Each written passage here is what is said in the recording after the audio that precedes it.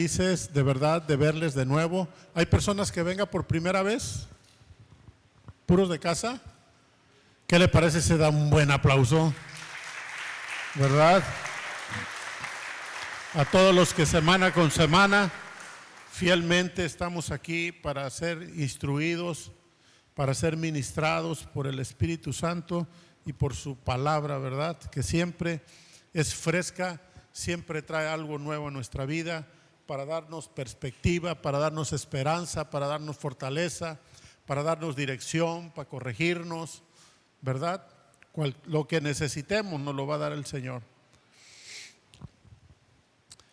Mire, hoy traigo una palabra que creo que va a ser de mucha bendición para todos nosotros, porque de alguna manera creo que nos vamos a identificar o nos hemos identificado con lo que voy a compartir aquí. Porque a menudo las personas, cuando llegamos a Cristo y empezamos a caminar en la fe, vemos a otros que ya van más adelantados que nosotros. A todos nos toca vivir eso, ¿verdad? Vemos a otras personas que ya están en el liderazgo, vemos a otros que ya están ministrando, que ya están sirviendo y los vemos ya en un nivel de desempeño y en áreas que nosotros desconocemos también. Y a veces podemos pensar que nosotros no tenemos mucho que ofrecerle a Dios. Pensamos que lo que podemos o tenemos o sabemos hasta el día de hoy no es tanto como para ya ofrecérselo a Dios.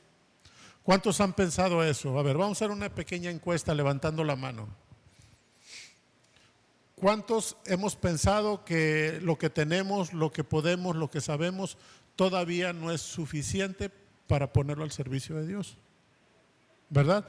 Y no es que esté mal, es un sentir natural del ser humano, porque como es para Dios, como es un servicio para Dios, asumimos que tenemos que ofrecerle algo grande, poner a su servicio algo poderoso, algo que lo impresione. Amén. Muchos cristianos esperan sentir que ya tienen mucho para entonces empezar a servirle a Dios. Algunos dicen, es que yo todavía no sé mucho de la Biblia, por eso no predico el Evangelio. Vamos a ver, ¿quiénes piensan eso? Todavía no sé mucho de la Biblia. Levanten la mano los que piensan que todavía no saben mucho de la Biblia y que por eso no pueden predicar. Bien, gracias. No quiero exhibir a nadie, no piense que el pastor ya nos puso a todos en bandeja. No. Quiero que usted se dé cuenta de que usted no solo es la única persona que piensa eso, que habemos muchos que estamos pensando lo mismo. Y eso habla de lo general que es este tipo de pensamientos, ¿verdad? No está bien ni mal, simplemente estamos buscando generalidades. ¿Cuántas personas piensan, no tengo mucho tiempo, por eso no le sirvo a Dios? No tengo mucho tiempo disponible, pues, por eso no le sirvo a Dios. Estoy muy ocupado, casi todo el día estoy trabajando. Bien, gracias. ¿Cuántos dicen, no tengo mucha facilidad para hablar, por eso no comparto de Cristo? No tengo mucha facilidad, se me dificulta hablar, no sé por dónde empezar. Bien. ¿Cuántos dicen, no tengo mucho dinero, por eso no diezmo, por eso no ofrendo? No puedo ofrendar, no puedo diezmar. ¿Cuántos pueden decir o se identifican con esta frase? No oro por los enfermos porque no tengo mucha fe todavía. Ok. Ya son poquitos. Eso quiere decir que la fe ha ido aumentando, ¿eh? No ha sido en vano lo que se ha sembrado en esta casa. ¿Cuántos pueden decir, no estoy sirviendo en un ministerio porque no tengo mucho tiempo en la iglesia todavía? Soy nuevo, por eso todavía no le sirvo al Señor. ¿Cuántos se identifican con esa parte? Y yo podría seguir con una lista más larga de no tengo, no puedo, no me alcanza. Pero ¿sabe una cosa? Esto es un engaño del enemigo. Es un engaño.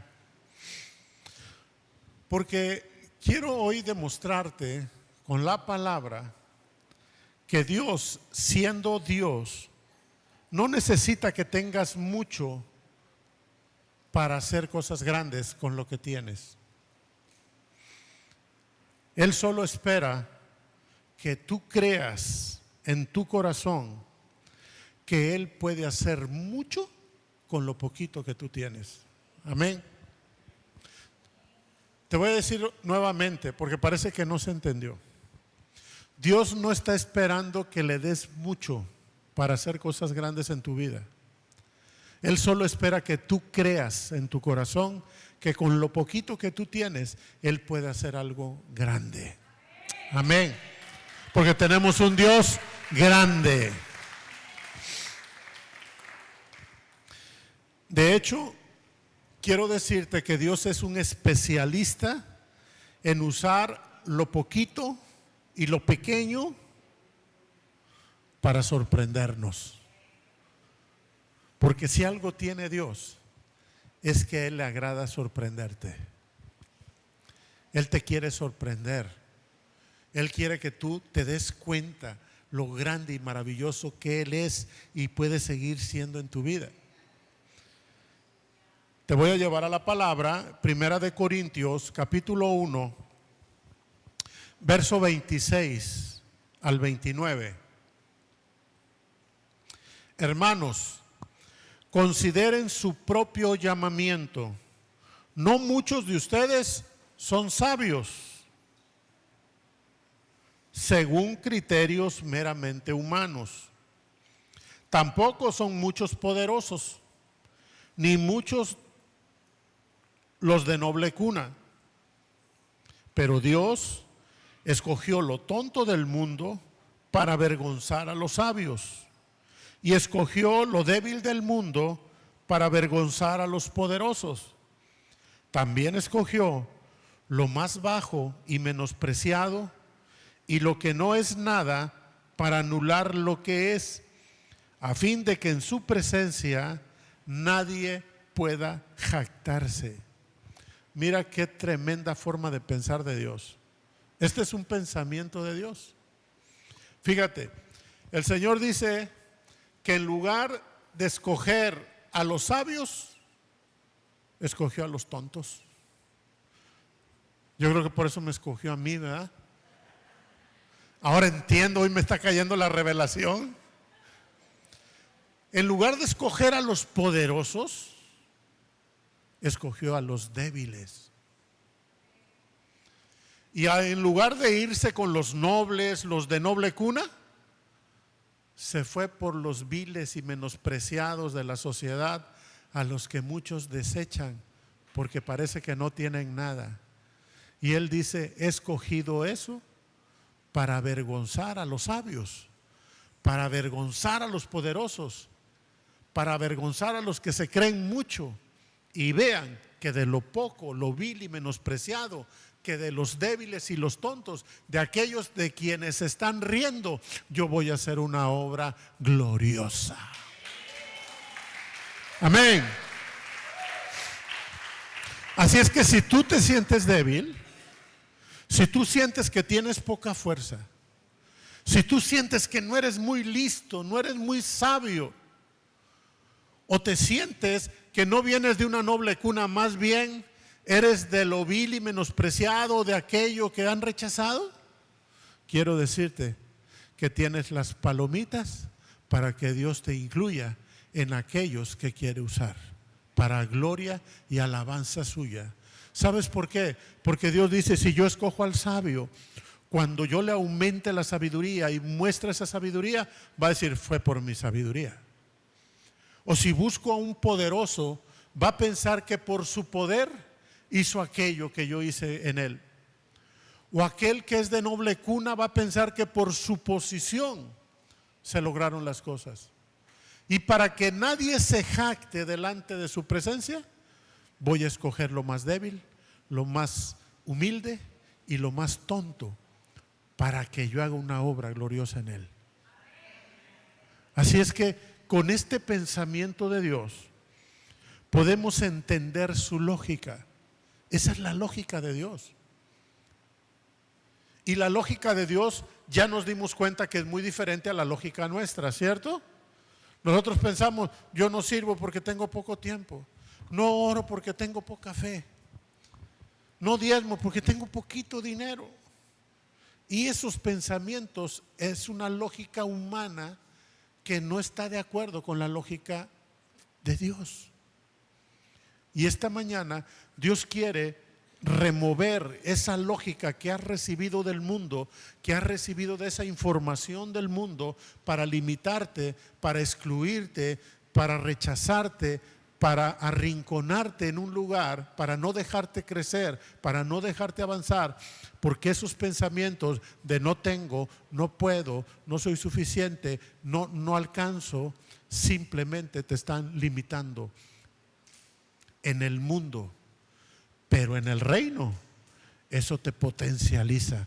Porque dice Dios, si eres débil, si eres pequeño, si eres tonto, calificas para que yo haga una obra gloriosa contigo. Amén.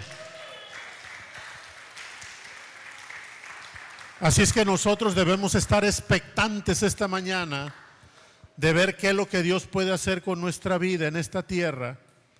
Porque quiero decirte que si la palabra dice que Él te escogió desde antes de la fundación del mundo. Son de las cosas que a mí me conmovieron de parte de Dios. Señor, o sea que yo cuando nací, no nací como un accidente. No fui resultado de una noche loca. No, yo soy resultado de un sueño que estuvo en tu corazón desde antes de que tú crearas la creación. Y dice que Él nos concibió en su corazón, luego nos predestinó para ser semejantes a su Hijo. Quiere decir que desde su intención era que nosotros llegáramos a ser como Jesús. Y a los que predestinó también llamó. Y de donde andábamos perdidos nos trajo y dijo, tú te vienes conmigo porque yo te soñé, te pensé para mí. Y como veníamos sucios, nos justificó de nuestro pecado, y después que nos justificó, nos dio a su Espíritu Santo y nos glorificó. Y yo digo, si Dios se tomó tantas molestias conmigo y contigo, ¿tú crees que no va a ser una obra gloriosa ya que estás en la tierra? ¿Tú crees que hizo todo eso para que pases por la tierra sin pena ni gloria, sin ni una historia digna que escribir en la eternidad? Yo creo que no. Yo creo que cada uno de ustedes y nosotros somos un sueño de Dios que se está manifestando en la tierra. Pero el enemigo ha querido sembrar en nuestro corazón y en nuestros pensamientos esas ideas limitantes para que no exploremos el mundo sobrenatural, donde lo pequeño se vuelve enorme. Y eso es lo que Dios quiere hacer con nosotros esta mañana. Dios, todo lo empieza pequeño en el reino. No vas a ver obras de Dios en el reino de Dios que hayan comenzado grandes. Lee la Biblia. Lee la Biblia, ve leyendo con esa visión. Voy a ver cómo Dios comienza las cosas. Una humanidad, ¿tú crees que Dios hubiera tenido problemas de decir, en lugar de hacer a Adán y Eva, hubiera dicho, no, ¿para qué espero tantos años? De aquí a que estos crezcan, se enamoren, tengan un hijo, y luego otro hijo, y luego van a pasar siglos. No, hombre, a ver, tráigame más tierra, vamos a ver. 2 millones de Adán, 2 millones de Eva. Bueno, vámonos, multipliquen. ¿Tú crees que no lo pudo haber hecho así? ¿Crees que Dios hubiera tenido límites para hacer en serie 2 millones de Adán, 2 millones de Eva y de una vez llene la tierra más rápido? No. Sin embargo, Él escogió un Adán y a Eva. ¿Tú crees que Dios hubiera tenido problemas de decir, quiero hacer un pueblo elegido, voy a escoger de una vez toda la nación? ¿Y para qué me espero tanto tiempo? No, escogió a Abraham y le dijo, te voy a dar un hijo Y ese hijo es la promesa de que vas a tener millones de hijos. Y todavía se tardó 20 años Dios para que tuviera el hijo. Se lo prometió a los 80, a los 99 le dio el hijo. Como que no tenía prisa. Y hoy podemos ver la nación de Israel que ha prevalecido a todas las oposiciones que Satanás le ha puesto en el camino por más de 5,000 años. Y sigue siendo una nación líder en muchos de los ámbitos: económico, cultural, de investigación, premios Nobel. Israel es el país que más récords tiene, mis amados. Y solo son 19.7 millones de habitantes en un territorio que es más pequeño que el estado de Tabasco. Y empezó con una persona. Dios no necesita cosas grandes. Él empieza con lo pequeño. Tú le pides: Señor, quiero un huerto de manzana. Ah, sí, te lo voy a dar. Dámelo, Señor. Y te da una semillita.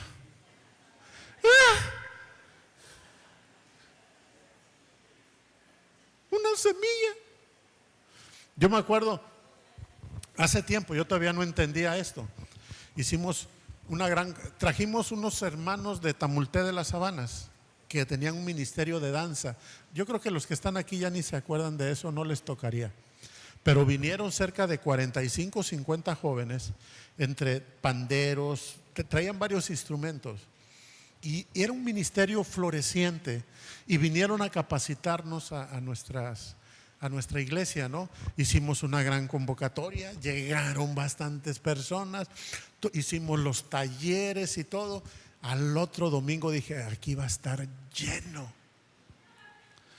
de danzantes y de... Llega el domingo, una persona ahí andaba perdidito, ahí dando vueltas atrás del muro, y se tropezaba con el muro.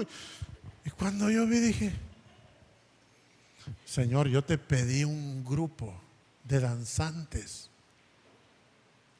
Y el Espíritu Santo ahí me dijo: ya te lo di. Esa es la semilla. Y a veces nosotros esperamos que sea algo grande, y Dios dice: yo lo voy a hacer, pero te voy a dar la semilla. Voy a mostrarte cómo Dios usa lo poco, lo insignificante, para hacer cosas sumamente extraordinarias. Y espero que viendo estos ejemplos se rompa y se quebrante ese pensamiento que hay en ti de que lo poco que tienes, de lo poco que sabes o de lo poco que dispones no es suficiente para ofrecérselo a Dios. Y hoy tomes la decisión de ponerlo al servicio de Dios. Amén. Mira, uno de los casos típicos es el de Moisés. Todos sabemos que cuando Dios llamó a Moisés para que cumpliera el propósito de liberar a la nación de Israel de la esclavitud egipcia, Moisés se miraba a sí mismo descalificado. Él se veía a sí mismo como una persona que no tenía las cualidades. Mira, en ese tiempo Moisés ya tenía 80 años. Digo, solamente aquí Sergio puede presumirnos lo que se siente, ¿verdad? Aunque él todavía se siente ¿de qué? De 50, de 40. O sea que tampoco nos puede ayudar mucho. O sea, si hubiera alguien de 80 que se sintiera de 80, podríamos ver las fuerzas que ya se han ido de nuestro cuerpo. Ya empiezan los achaques, empieza el cansancio. ¿Tú crees que Dios a los 80 años te llame y te diga: quiero que tú encabeces la liberación de mi pueblo, que vayas a otra nación, te enfrentes al ejército y al imperio más poderoso y saques a 2,5 millones de judíos que están ahí esclavizados? 80 años. Pero eso no era todo. Era fugitivo de la ley, porque precisamente había salido de Egipto 40 años atrás porque había matado a un egipcio y tenía miedo que lo ejecutaran. Entonces era fugitivo del país a donde se tenía que ir a meter. Él no se veía a sí mismo con las cualidades. Decía, Señor, pero yo soy tartamudo. No puedo hablar. Y le puso excusas a Dios. Cuando ya Dios lo estaba convenciendo, le dice Moisés, ¿y quién soy yo para que vaya Faraón y saque de Egipto a los hijos de Israel? También le dijo Moisés en otra ocasión, y he aquí que yo llego con los hijos de Israel y les digo, el Dios de vuestros padres me ha enviado a ustedes. Y si ellos me preguntan, ¿cuál es su nombre? ¿Qué les diré? Son preguntas que, si tú te das cuenta, lo único que buscan es eludir la responsabilidad. Él estaba tratando de hacerle preguntas a Dios para que, a ver si no me puede contestar una y ya con eso me libro, ¿verdad?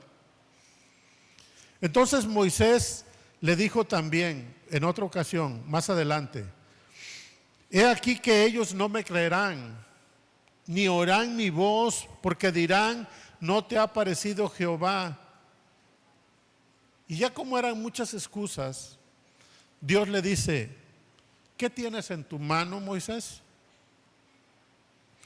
En Éxodo 4:2 vemos esta frase, Éxodo 4:2, le dice, ¿qué tienes en tu mano? Y él respondió, una vara. Dios le dijo, échala en la tierra. Y él la echó en la tierra y se hizo una culebra. Y Moisés huía de ella. La culebra lo andaba queriendo picotear, lo quería morder. Y ahí andaba brinque y brinque Moisés. Entonces Jehová le dijo, extiende tu mano y tómala por la cola. Y él extendió la mano y la tomó y se volvió una vara en su mano. Y le dijo Dios, por esto creerán que se te ha parecido Jehová, el Dios de tus padres, el Dios de Abraham, de Isaac y de Jacob. Y en el Éxodo 4:17, más adelante, verso 17, le dice, y tomarás en tu mano esta vara, con la cual harás señales. Con esa vara Moisés hizo señales como, por ejemplo, hacer que el río Nilo se volviera de sangre. ¿Se acuerdan de esa plaga? Él agarró, le dijo el Señor, esa vara que tienes en la mano, golpea el río con ella. Y cuando agarró la vara y golpeó el río se empezó a volver de sangre. Pero no fue lo único. Con esa vara también hizo traer la plaga de las ranas, trajo la plaga de los piojos y dividió el mar para sacar a Israel de Egipto. Con esa vara. Era una vara. Esa vara él la usaba para caminar. Ya tenía 80 años, andaba pastoreando las ovejas, andaba en el monte Sinaí y tenía que ir escalando el monte, llevando a las ovejas, y la agarraba como un bastón. Una vara. No era una vara mágica, era una vara. Desgraciadamente Moisés también con esa vara cometió un error. Cuando Dios le dijo que el pueblo le estaba pidiendo agua en el desierto y le dijo, háblale a la roca para que dé agua, y él estaba ya, lo traían hasta aquí, ¿verdad? Los benditos que le estaban echando la culpa, y él enojado agarra la vara y golpea la roca y dice, ¿quieren agua? Aquí tienen agua. Y golpea la roca y sale agua. Pero Dios no le dijo, golpea la roca con la vara. Le dijo, háblale a la roca. Y él agarró la vara y golpeó la roca, porque ya lo tenían hasta la coronilla los judíos. Y ese gesto de golpear la roca fue lo que le costó a Moisés no entrar en la tierra prometida. Pero esa vara le sirvió para hacer los milagros de Dios. Así es que yo te puedo decir, si Moisés con una vara, Dios usó una vara con él para hacer cosas tan extraordinarias, ¿qué no podrá hacer con aquello que tú tienes en tu mano? Amén. Pero no es el único caso, no pienses que es el único. En Segunda de Reyes 4, del 1 al 7, Segunda de Reyes 4, del 1 al 7, vemos la historia de una mujer. Dice, una mujer de las mujeres de los hijos de los profetas clamó a Eliseo diciendo, tu siervo, mi marido, ha muerto. Y tú sabes que tu siervo era temeroso de Jehová, y ha venido el acreedor para tomarse 2 hijos míos por siervos. Y Eliseo le dijo, ¿qué te haré yo? Declárame qué tienes en tu casa. Y ella dijo, tu sierva ninguna cosa tiene en casa, sino una vasija de aceite. Él le dijo, ve y pide para ti vasijas prestadas de todos tus vecinos, vasijas vacías, no pocas. Entra luego y enciérrate tú y tus hijos, y echa en todas las vasijas, y cuando una esté llena, ponla aparte. Y se fue la mujer y cerró la puerta, encerrándose ella y sus hijos, y ellos le traían las vasijas, y ella echaba del aceite. Cuando las vasijas estuvieron llenas, dijo a un hijo suyo, tráeme aún otras vasijas. Y él le dijo, ya no hay más vasijas. Entonces cesó el aceite. Vino ella luego y lo contó al varón de Dios, el cual le dijo, ve y vende el aceite y paga a tus acreedores, tú y tus hijos vivan con lo que quede. Amén. Y aquí vemos otra situación. Una mujer, esposa de un profeta, que tenía deudas. Y en los tiempos antiguos, si tú no podías pagar una deuda, el acreedor decía, bueno, pues me quedo con uno de tus hijos como esclavo para que pague la deuda. Y el monto ha de haber sido mucho porque le estaba pidiendo 2 hijos. La mujer desesperada va con el profeta y le dice, tú sabes que mi esposo era profeta, era un servidor de Dios, un siervo de Jehová. Lo cual también me dejó una enseñanza muy fuerte. No todos los siervos de Jehová, por muy profetas que sean, son buenos administradores. También se endrogan, también tienen deudas y también se pueden meter en problemas económicos. Así que el hecho de ser profeta, pastor, apóstol no significa que es un buen administrador. Este no era un buen administrador. Pero ese es otro tema. Entonces la mujer va con el profeta y le dice, y él le dice, ¿qué quieres que haga? ¿Qué tienes en tu casa? Porque te voy a decir algo, por muy pocas cosas que veas en tu casa, tienes algo que ofrecerle a Dios. Tienes algo que Dios pueda usar para bendecirte, para multiplicarlo. Aunque es que no tengo nada. Pero cuando el Espíritu Santo cuestiona a la mujer a través del profeta, le dice, ¿qué tienes en tu casa? Nada, solo tengo una vasija de aceite. Pues esa vasija de aceite, Dios la usó, la multiplicó para pagar la deuda de la mujer y para que la mujer pudiera vivir sin preocupaciones por el resto de su vida. Ella y sus hijos. Ella pagó la deuda y con eso ella pudo vivir. Porque quiero decirte que lo que parece poco a tus ojos, lo que te parece poco en las manos de Dios, se vuelve mucho. Tenemos otro caso en Marcos 12:42. Esta es una viuda pobre. Y mire, ser viuda en los tiempos bíblicos de Jesús era una situación muy fuerte que llevaba a vivir a las mujeres en una vida precaria, casi de condición de calle. Porque la mujer dependía 100% del marido y de los hijos. Si tenía hijos, los hijos asumían la responsabilidad de la manutención, de los cuidados de la anciana cuando ya era grande. Así que cuando una mujer no tenía hijos y moría su marido, prácticamente quedaba en la miseria, en la pobreza, ¿no? Claro que podía trabajar, pero ya una mujer viuda, grande, pues tenía muchas limitaciones también para trabajar. Así que la condición en la que vemos a esta viuda pobre, porque además era pobre, según la misma palabra, dice que echó 2 blancas, o sea, un cuadrante que para nosotros vendría a ser como 50 centavos en las ofrendas.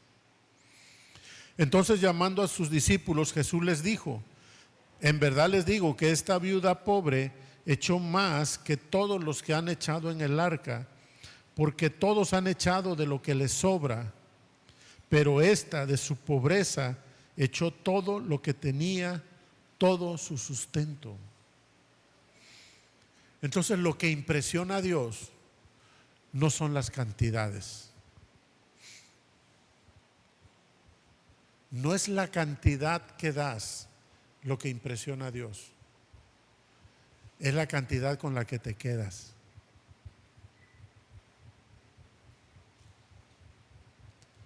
Muchos de los que estaban entregando sus ofrendas, Jesús dice que toda la escritura da el contexto, dice que estando en el templo predicó, y ya que terminó de predicar, caminó al lugar donde las personas depositaban las ofrendas y se puso a observar a la gente, ¿verdad? A ver que todos pasaban y dejaban, y ahí vio pasar a muchos que seguramente echaban grandes cantidades. Y luego vino una ancianita ahí pobre y sacó sus 2 centavitos y los echó. Centavitos con los que iba a comer ese día, se los ofrendó a Dios. Y Jesús trae la revelación del corazón del Padre a los discípulos y les dice: quiero decirles algo, esa mujer que solo echó 2 centavos dio más que todos los demás, porque todos los demás dieron de lo que les sobraba. De lo vil y menospreciado, de lo pequeño y de lo significante que tú le das a Dios, eso impresiona el corazón de Dios si es lo único que tienes que darle. Amén. Dale un buen aplauso al Señor.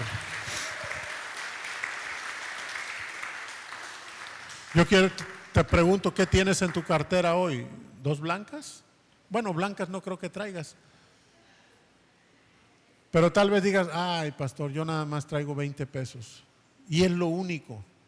Con esto me iba a echar una torta allá afuera. Me iba a ir a los panuchos. ¿Quieres impresionar el corazón de Dios? Ayuna hoy y tráelo delante de Dios. Y vas a ver si Él no multiplica la bendición. Porque lo que parece pequeño no es pequeño delante de Dios. Tenemos otro caso, Mateo 14, del 13 al 21.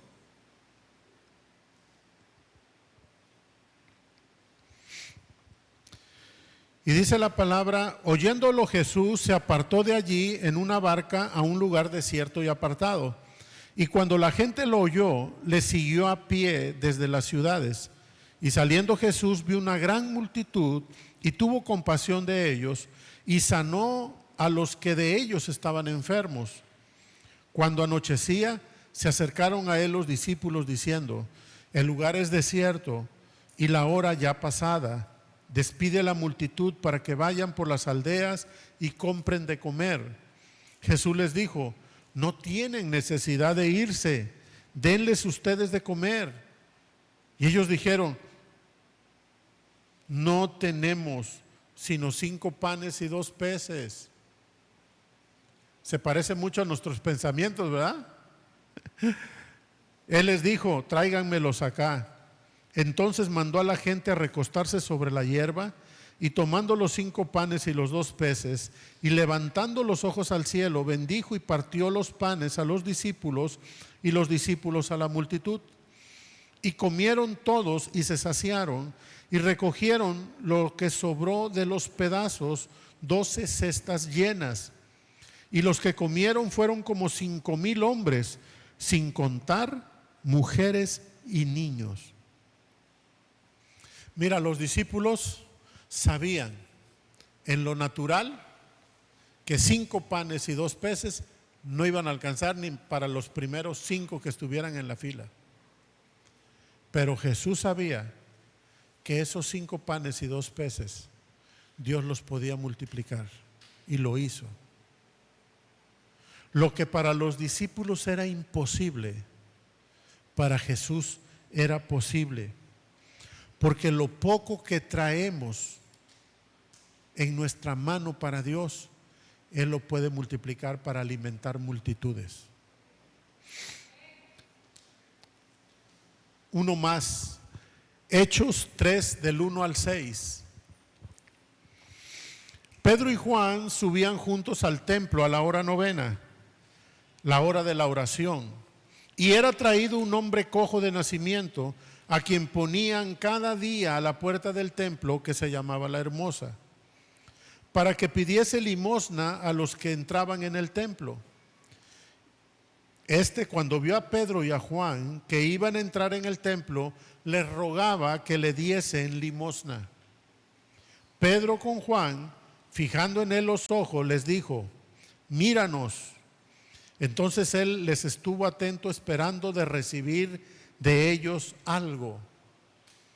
Mas Pedro le dijo: no tengo plata ni oro, pero lo que tengo te doy.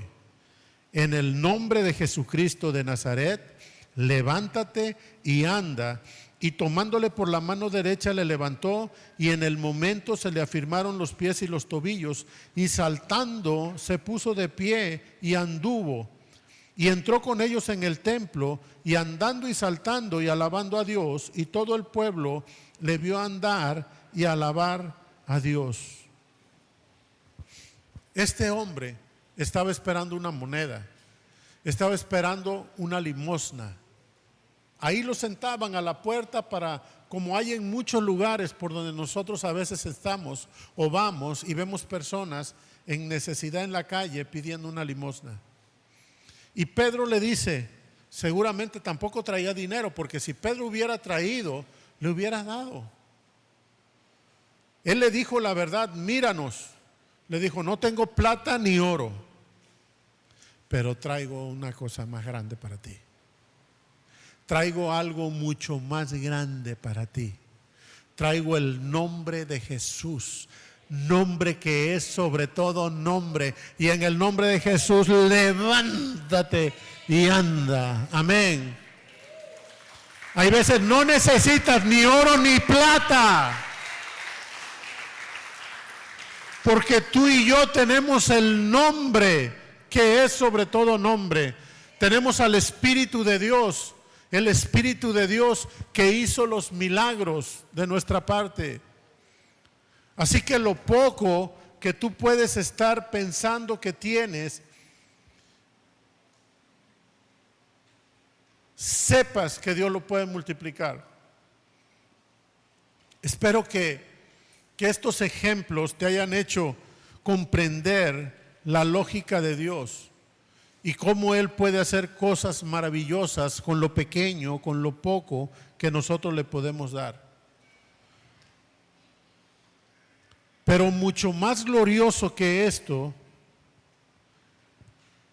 es que tienes al Espíritu Santo.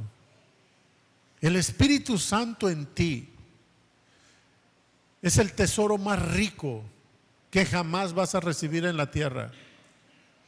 Ni aunque te dieran todo el dinero del mundo, no se equipara con la riqueza que representa tener al Espíritu de Dios morando dentro de ti. Y la autoridad que se te ha dado de usar el nombre de Jesús. Sabes que cuando tú dices, fíjate el tamaño del impacto que tiene la autoridad delegada. Jesús dijo: en mi nombre echarán fuera demonios, hablarán nuevas lenguas, pondrán las manos sobre los enfermos y sanarán. Después dijo, ustedes en mi nombre van a hacer cosas más grandes que las que yo hice. Eso significa que Él nos ha dado la autoridad, el permiso legal para usar su nombre. Cuando tú dices en el nombre de Jesús, es en el Espíritu. Las cosas, los demonios, las enfermedades, los recursos, todo lo que es sensible a la voz de Jesús en el universo, cree que oye la voz de Jesús. Y es tu voz. Cuando tú dices en el nombre de Jesús, fuera, le dices a un demonio, el demonio no oye tu voz, oye la voz de Jesús.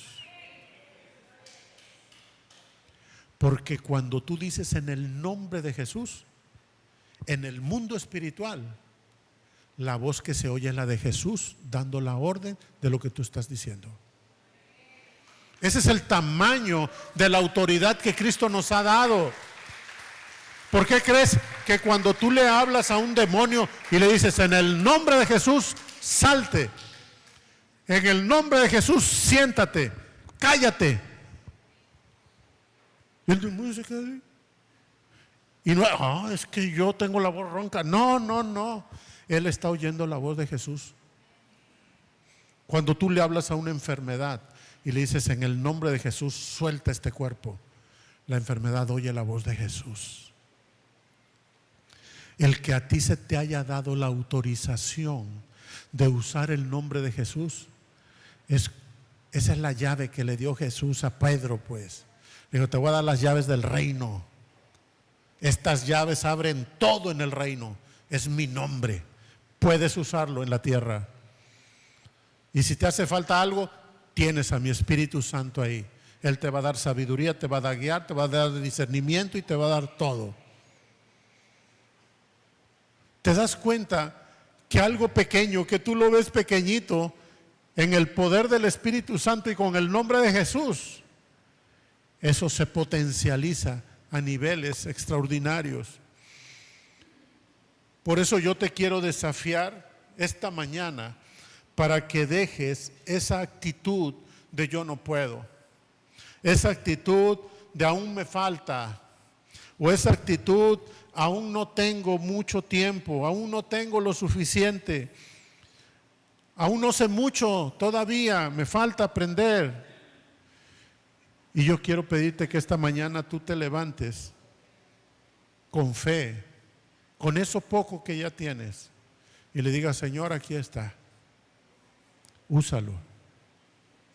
Usa lo poco que tengo, usa lo poco que sé, usa lo poco que tengo todavía y hoy lo pongo a tu disposición. Quiero que sepas que aunque a ti te parezca que no tienes nada, ya tienes lo más valioso. Tienes a su Espíritu. Y tienes el nombre de Jesús. O quiero hacerte una pregunta. ¿Quién crees que abrió el mar? ¿La vara o el Espíritu que operaba sobre la vara? ¿Quién crees que hizo el mar de sangre? ¿La vara o el poder del Espíritu que estaba ahí? ¿Quién trajo las plagas de las ranas y los piojos? ¿La vara que se levantó o el Espíritu que sostenía el brazo? ¿Quién crees que multiplicó el aceite? ¿Las vasijas? ¿Quién crees que multiplicó los panes? ¿Quién crees que levantó al paralítico? El Espíritu Santo, el mismo Espíritu que está dentro de ti. Yo que tú brinco de gusto, amén.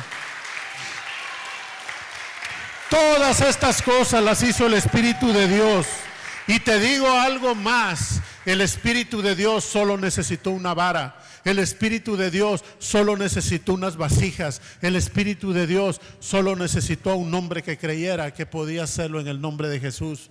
No fueron grandes cosas.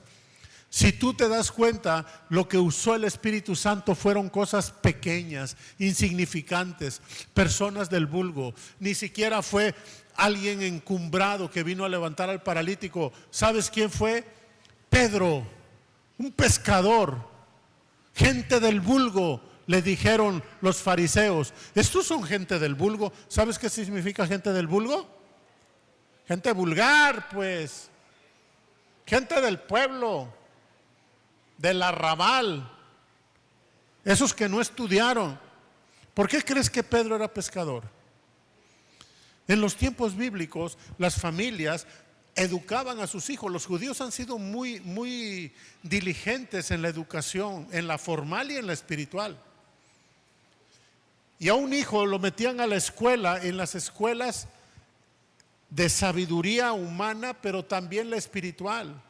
Porque la vida espiritual y civil en el judío no está separada, mis amados, como aquí. Para el judío, Dios y la educación son una misma cosa. Dios y el trabajo son una misma cosa. Dios y la casa son una misma cosa. El judío no tiene la dicotomía que tienen en Occidente. Dios acá y lo civil acá. Eso es satánico, pues. Sacar a Dios del resto de tu vida. Pues dice, no, en mi trabajo Dios no se habla de Dios. Yo de Dios nada más en la iglesia hablo. Mi trabajo es mi trabajo. Mi escuela es mi escuela. Ahí Dios yo no hablo porque es la escuela. Para el judío no. Para el judío Dios forma parte de la vida, del entretejido de toda su vida. Entonces a los hijos los iban preparando y los ponían con maestros. Si el hijo daba pinta de ser bueno, lo seguían preparando. Si no daba pinta que era maleta para la escuela, a los 12 años lo mandaban con el papá, que tu papá te enseñe un oficio para que aprendas a vivir del oficio. Y el papá de Pedro era pescador, así que él era pescador. ¿Y por qué era pescador? Porque era malo para la escuela. Esa es la verdad. Era gente del vulgo, gente que no tenía preparación, burda para hablar, modos burdos, feos, así se educaban, a lo burdo. Pues ese hombre burdo son de las personas que Dios me ha usado en la historia, porque lo vil y lo menospreciado usó Dios para avergonzar a los sabios. Amén. Dile al que está a tu lado, ya viste, te va a usar.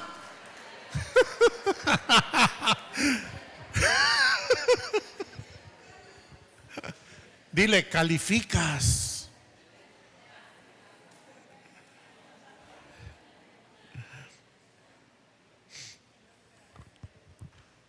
Vengo a decirte algo de parte del Espíritu Santo. Él va a usar de una manera poderosa lo poco que hoy quieras poner delante de Él. Él lo va a usar.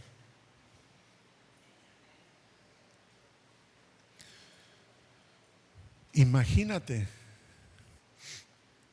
que entre más personas estuviéramos sirviéndole a Dios, más personas estarían siendo bendecidas.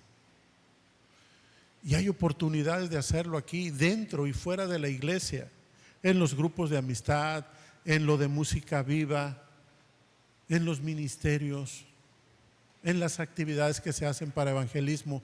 Hay tanto por hacer, hay tanta necesidad en el mundo y hay tanto potencial en eso pequeño que tú tienes para que Dios lo use de una manera poderosa. Así que yo quiero invitarte esta mañana para que hoy le digas, Señor, usa lo que tienes, usa lo que tengo. No sé hablar mucho, pero a partir de hoy voy a empezarle a hablar de Jesús a la gente. No tengo mucho tiempo libre, pero esa hora que tengo libre a la semana me voy a integrar en un grupo, en un ministerio. No tengo mucho dinero, pero confío en ti y empezaré a diezmar, porque yo sé que aunque no es mucho lo que voy a poner en el altar, sí es mucho delante de tus ojos. Lo importante es que hoy tomes una decisión y no vayas a salir por esa puerta igual que como entraste. No salgas igual. No te atrevas a salir igual sin haber ofrecidole a Dios, aunque sea algo pequeño que tienes. Yo sé que los que crean y lo hagan van a ver la mano de Dios en su vida. Lo sé porque yo la he visto en mi vida. Amén. Así que, grupo, ¿me puede apoyar? ¿El grupo puede pasar?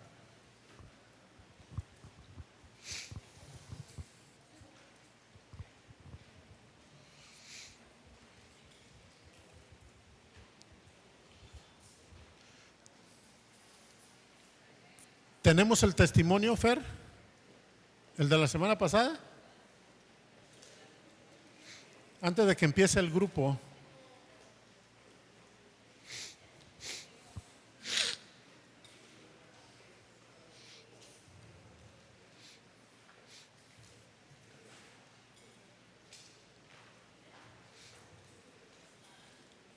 Solo tengo 1 hora a la semana, pastor.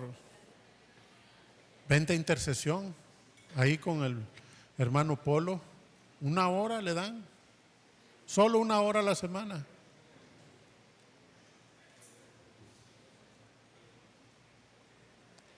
Cuando nosotros decidimos poner al servicio de Dios, no soy bueno para hablar.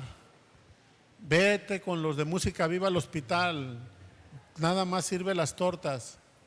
Nos daban el testimonio esta semana de una persona que está despertando al Espíritu y a lo que Dios está haciendo. Todavía no sabe mucho de la Biblia, no se atreve a predicar, no se atreve, pero él va a música viva y él anda repartiendo las tortas. ¿Sabe qué es lo que sí se puede hacer? Da palmaditas a las personas cuando está, él le da palmaditas.